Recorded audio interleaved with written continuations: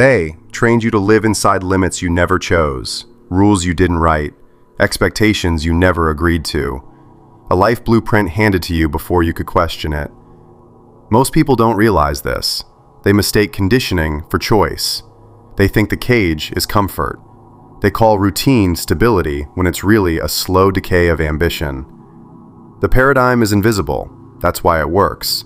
It tells you what success should look like, what failure should feel like, who you're allowed to become, and who you should never try to be. You don't feel trapped because the bars are mental. You were trained to self-police your limits, to doubt before you try, to shrink before you're challenged, to choose safety over growth and call it maturity. That's not wisdom, that's obedience.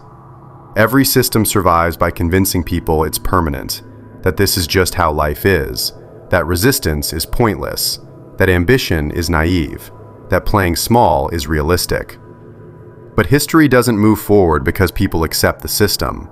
It moves because a few people see the frame and step outside it. The first break isn't action, it's perception. You don't escape the paradigm by working harder inside it. You escape by questioning the frame itself. Who set the rules? Who benefits from you staying small? Why do you believe what you believe? The moment you ask those questions, the cage weakens, because paradigms collapse when exposed.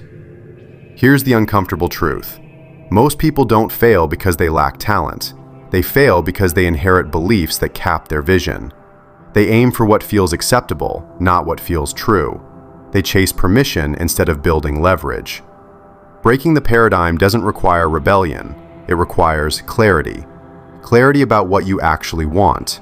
Clarity about the habits that don't serve you. Clarity about the narratives you've been repeating without realizing they were installed. The system wants predictable people, predictable habits, predictable outcomes, predictable lives.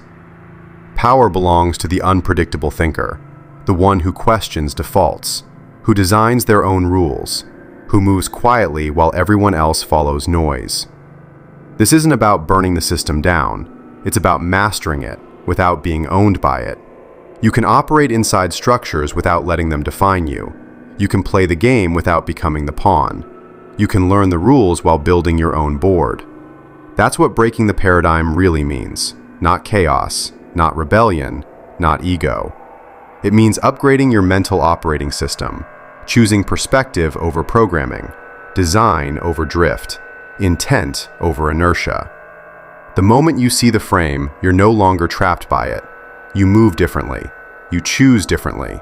You stop reacting and start designing. That's when the quiet wins begin. Break the paradigm. Move in silence. Build power through clarity.